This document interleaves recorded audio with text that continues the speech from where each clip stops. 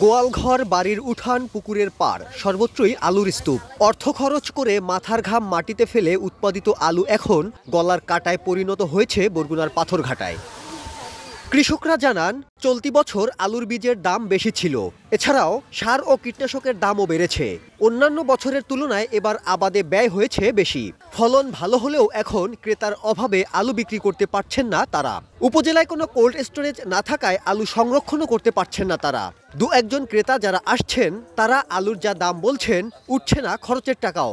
এমন অবস্থায় চোখের সামনেই আলুতে পচন ধরেছে। বিশ আলুতে যে দাম নেছে, এখন আলু বেচতে পারি না। প্রায় 10টা গ্রামে আলু এইভাবে নষ্ট হয়ে যেতেছে। এই আলু এই গ্রামে সব জায়গায় বাড়ি গরু ঘরে, মানে সব ঘরে আপনি সব জায়গায় ভরা। আলু দিয়ে আমরা বিপদে পড়ছি, আলু কি করা যাইবে। কৃষি বিভাগ জানায়, দীর্ঘদিন ধরে পাথরঘাটায় একটি কোল্ড স্টোরেজ স্থাপনের উদ্যোগ নিলেও তা এখনো বাস্তবায়ন করতে পারেননি তারা। মূল সমস্যা হচ্ছে যে সংরক্ষণাগার, কৃষকদেরই সংরক্ষণের নিজস্ব ব্যবস্থাপনায় রাখতে হবে। কোল্ড স্টোরেজের জন্য আসলে আমাদের কৃষি সম্প্রসারণ অধিদপ্তর থেকে দায়িত্বশীল পর্যায়ে বিভিন্ন পর্যায়ে প্রস্তাব পাঠানো হয়েছে বিভিন্ন সময়, এবং তার আশ্বাস দেওয়ার পরে এখন অদ্যাবধি আসলে কোনো ধরনের পদক্ষেপে আমাদের কাছে দৃশ্যমান না।